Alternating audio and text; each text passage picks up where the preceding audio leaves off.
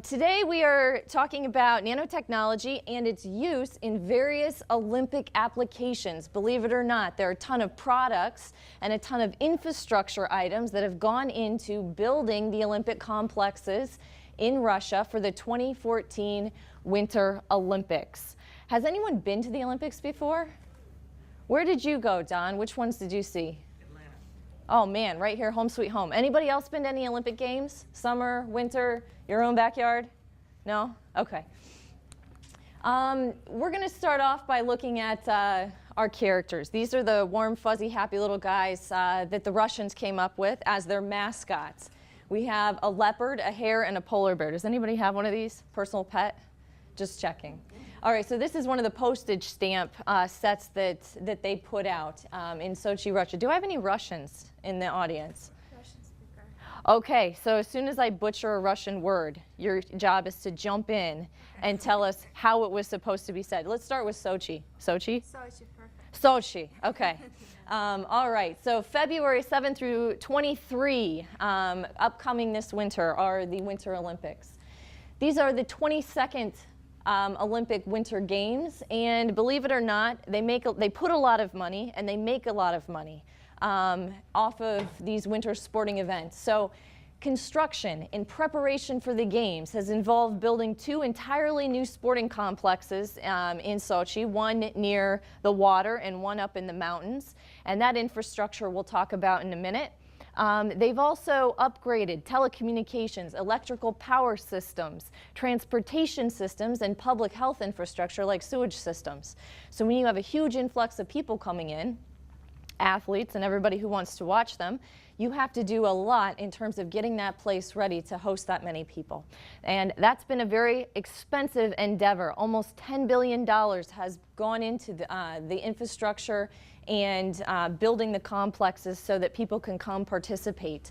We have a tourist infrastructure of $2.6 billion, Olympic venues being built, transportation systems, and power supply infrastructures. So that's a lot of money that's going in. After that $10 billion goes in, they're still hoping to make about $300 million. So that's a lot of people. This over here is one of the Russian banknotes that was released in 2013. It's 100 rubles, but it's in honor of the Olympic Winter Games. And what you can actually see down here is sort of a graphic representation of one of the sporting complexes. So I'll show you what that looks like now that it's under construction. But you actually have a snowboarder, and then you have a picture of one of the complexes down there. And here it is right here, actually. So if you kind of compare what it looks like artistically to what it is actually looking like in an aerial view. So this is the coastal cluster, the Sochi Olympic Park coastal cluster. What's going to happen at this location? We have the Bolshoi, all right, Ice Dome, where they will play ice hockey, and the Shaba Arena, where they will also have ice hockey. How many of you play ice hockey? Anybody? You're kidding me. I thought like New York was supposed, oh, we've got somebody pretending they didn't play ice hockey. Well, there's some ice hockey set up in our parking lot, or actually like street hockey. So you'll have a chance to whack some things around out there. All right, so we've got a 7,000 spectator stadium, and then we've got a 12,000 spectator stadium for the pre-games and then the final game. We have an arena skating center for speed skating. Anybody speed skater? Nobody. Okay, we have Iceberg Skating Palace for figure skating and also a short track speed skating. Anybody do figure skating? We've got a couple here. All right.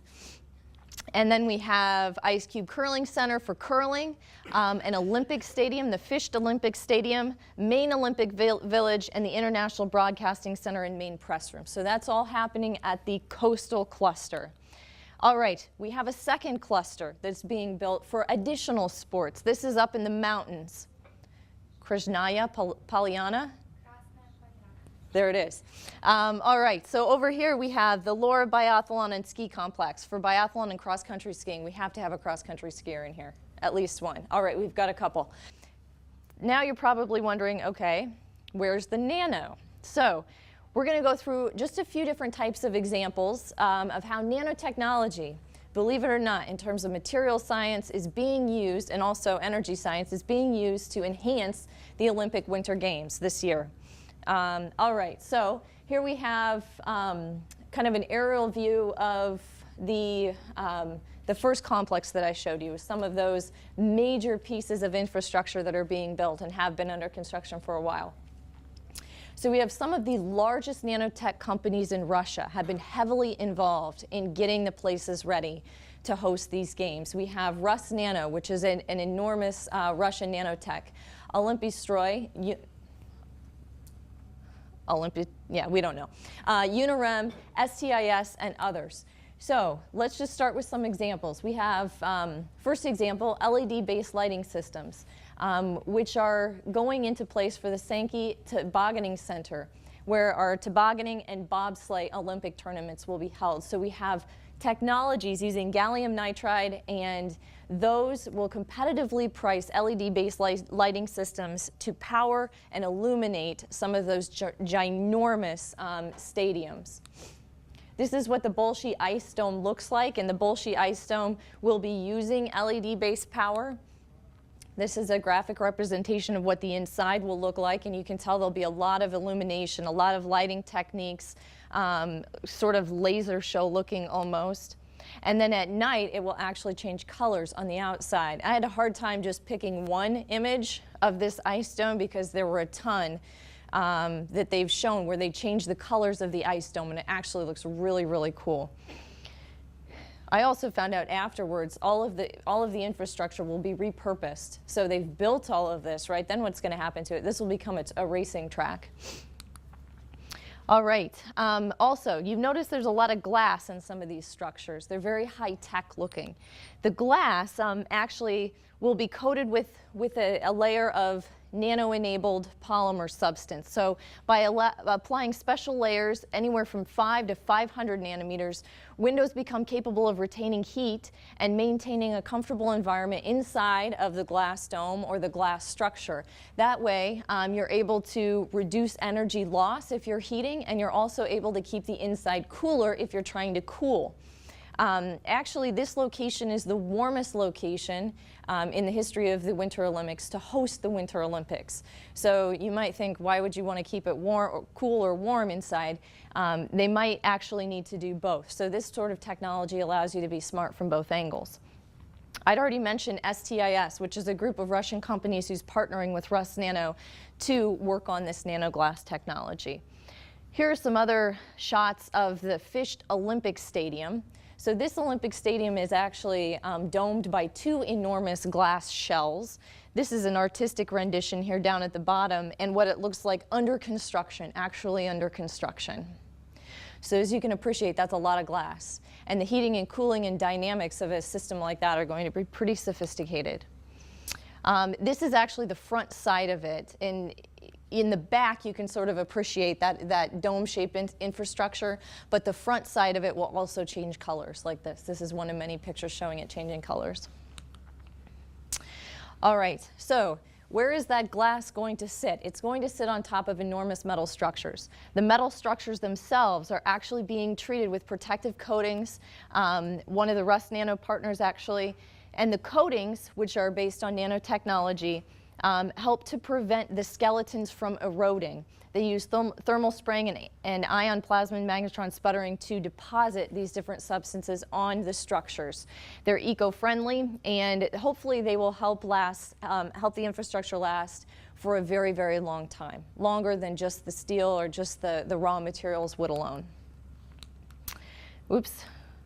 Here we have a couple of pictures as they were being constructed.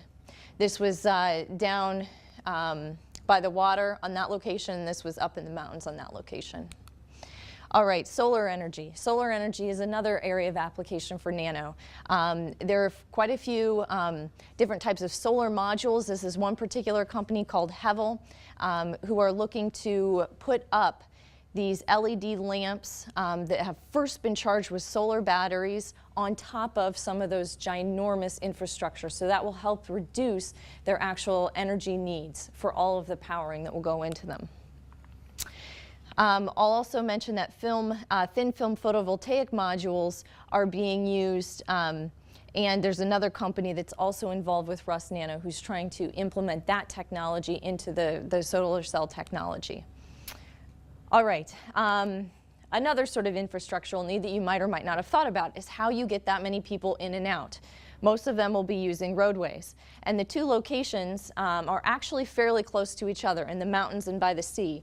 So people won't be flying between those two, they'll be driving between those two. One improvement has been done to the roads using a nanotechnology material called Unirem has actually been used to pave over and modify the roads so that the durability and ability to sort of modulate environmental conditions is improved for road goers. All right, and finally we'll just hit on a couple of examples for some individual sports. So one of the sports I mentioned was figure skating.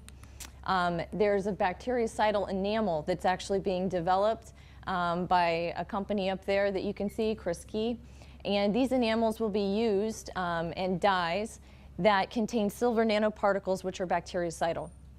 Does anybody actually already own like a sport tech or a fabric or socks or something that says they contain nano to reduce odor? There are quite a few of those out there. I don't know if you've heard of them, but a lot of like the sport techs and different types of wicking materials contain nano silver, and they're supposed to reduce odor and improve the life of the material because they contain nano silver. All right, for bobsled. So interestingly, for those of you who have been in a bobsled, how fast do those things go? Do you guys know? How fast does your bobsled go? I'm not sure what the max velocity of the bobsleds in the Olympics are, but if they go too fast, believe it or not, they can actually be unsafe. So quite a bit of research has been done into the aerodynamics and the actual blades of the bobsleds and how to engineer those tracks so that you don't have people spinning off into oblivion. That went a couple too far. So the safer bobsleds are being investigated using material scientists and microbiology scientists, microtechnologists, to try to help engineers design tracks. Now they're being built from scratch so that bobsled rides will be a bit safer and reduce the risk of severe injury. Folks are also looking at how to use nanotechnology as nano-based lubricants so that the actual, what do they call these things on the bottom? The runners, so that the runners have less friction with the track. Faster, in terms of faster sleds, Night Train, has anybody ever heard of Night Train, the bobsleds? Night Train 1 is now being taken out of commission by Night Train 2. And these are being worked on by NASCAR drivers. Ironically, one of those compounds will be turned into a racing track. And actually, the rail there of Night Train 2 is made of carbon fibers, nanofibers, using Kevlar and fiberglass, which is lighter, has better weight distribution, and allows for faster, better aerodynamics. So here's a shot of the US team preparing to test their new sled, which they're calling A2 Wind, and that's actually happening in North Carolina. These technically advanced sleds have been developed in partnership with Dow. People have heard of Dow? Yeah, they're a big chemical industry. So Dow is trying to brand and help produce faster and more reliable sleds for the USA. They actually had a campaign where they developed 4 different race suits and helmets, and they had kind of a vote on what the US team was going to use. Does anybody have any preferences there? I don't know which one actually is in the lead right now. Yeah. All right, couple more examples, and we're going to cut you loose to try your hand at some of this stuff.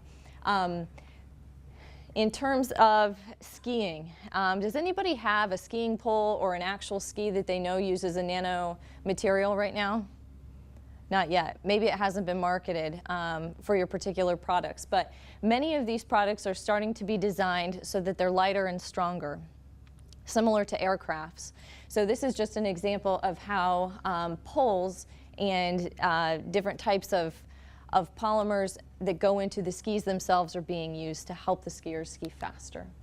All right, and the final example, curling. Has anybody ever done curling? A couple people have. What do they call the little things that you throw? Stone. So why do those actually curl? Do you know? Does anybody know? Go ahead. The shape of it probably has, definitely has something to do with it. The shape, the weight. Yeah. Yeah, that's right. So we're on the right track. So it has to do with friction. It has to do with the shape, and the weight has to do with the ice, the scratches on the ice. So players are shooting their stones, they release them, the friction can be reduced by sweeping, but so far no one has really been able to, mathematically anyways, describe a good explanation to why the curling stones curl, up until some people are working on this in Uppsala, Sweden. And what they're doing, there's a lot of words there, but basically it has to do with the scratching of the ice. And so the microscopic scratches that are created on the ice and on the stone itself cause them to curl. So perhaps not this year, but down the road, what we'll see are some nanotechnology applications which can actually reduce the amount of scratching or enhance scratching in a way that can help competitors compete to a greater degree.